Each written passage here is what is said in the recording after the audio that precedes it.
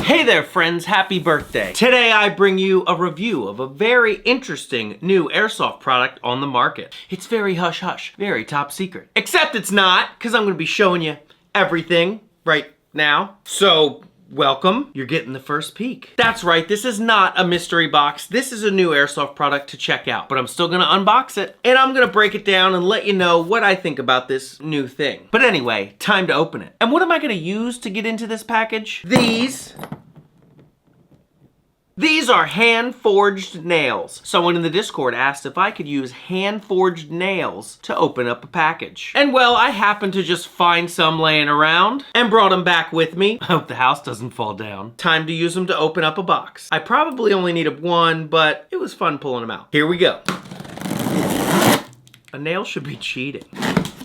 It was just too easy. I think it was harder finding the hand-forged nail than it was to use it to open a box. Anyway, that's done. It is time to show you where this came from. Any guesses? Well, if you guessed Arcturus, you're correct. This is a brand new Airsoft Arcturus replica, and I'm pretty excited to show it to you. Here it is. Ta-da! Gotta move some paperwork. It does have a little goodie bag. It comes with a patch, a magnet, and a Dean's to Tamiya adapter. That's a good sign. But what we have here is the Arcturus LWT Mark II CQB. That's a lot of alphabet letters. Also in the box, we have a high cap, a foregrip, flip up front and rear sights with the tools to put them on, and an AR wrench, which is really cool. I've never seen a replica come with an AR wrench. This is really neat. And you've got a cleaning rod, plus 2 extra sized packs of Poison Nerds. Halloween's right around the corner. How did they know? Fun size.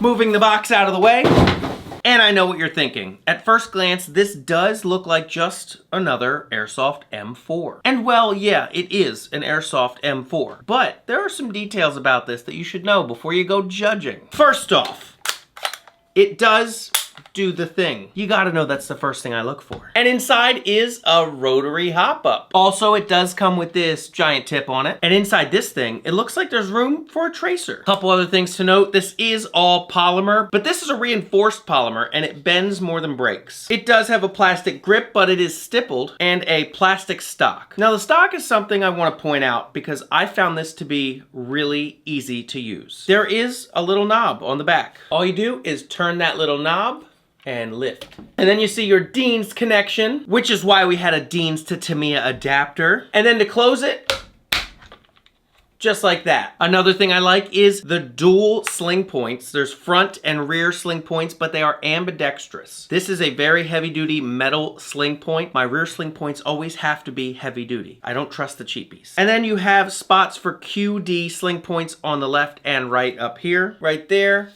and right there. You do have a plastic high cap, about a 300 rounder, and a really neat foregrip, which everyone's gonna buy a foregrip when they start out. This is a great addition. Save your cash for other attachments. And how about the internals? Well, there is an Arcturus MOSFET in it. It's programmable. You can do burst mode, semi, full, and it's really easy to program. I use the trigger to program to a 3-round burst on full auto instead, because I don't use full auto that often. It does have a really neat trigger. Nice flat trigger right out of the box, and it's optical. The trigger's adjustable. It's got active braking, it's got pre-cocking, the works. And you gotta be thinking, what's so special about all of that? Well, this SE Series Sport line only comes in at $199. Way back in the day, when I started Airsoft, $199, there was nothing like this for that much. You either spent $99 on garbage or $500 and got some kind of marooey. There was no in between. There was no middle ground. There was no starter kits. Speaking of starter kits, for another $40, you can get this with a lipo and a charger. Sometimes you spend $40 on just the charger. That's a deal. What I'm saying is, I wish I had this back when I was starting out. I'm incredibly jealous. That said, I did take it out for a test run on the field the other day. I'm using my Titan 11-1-1200 in this gameplay.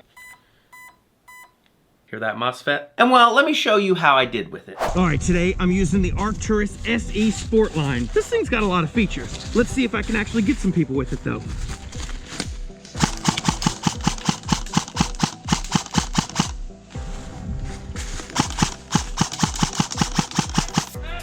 This thing's shooting really well, so that's a good sign. Windy, windy, windy, windy, windy.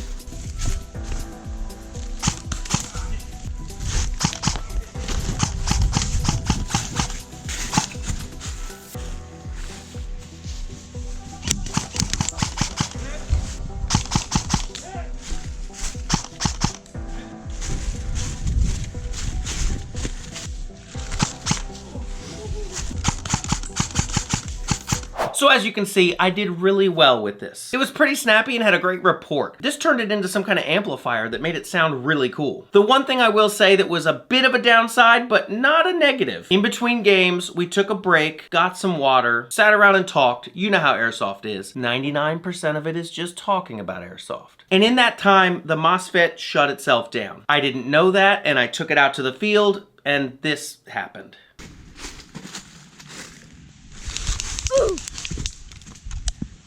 Okay, gun turned itself off.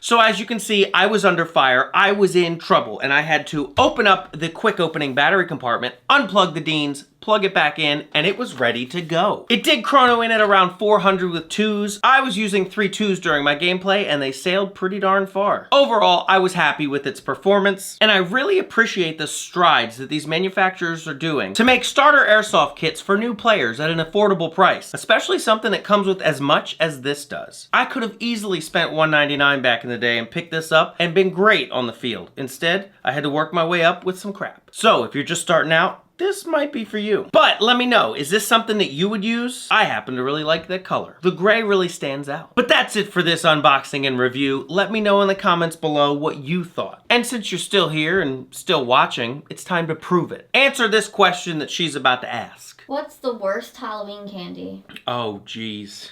The one you wouldn't ever eat. You'd sooner toss it. Black licorice can go. Let's toss that. Out of here. Just gone. Also, who gives out apples? Gross. Popcorn balls. Popcorn balls were weird. I did get some when I was a kid. I did not understand it. All right, so let us know. Worst Halloween candy ever. Cast your vote down below. That's it for us. We hope to see you again on the next one. Find me on all the other social media outlets. And don't forget to stay in school, just like this SE replica did. It passed all of its tests. See? Flying colors. Literally flying.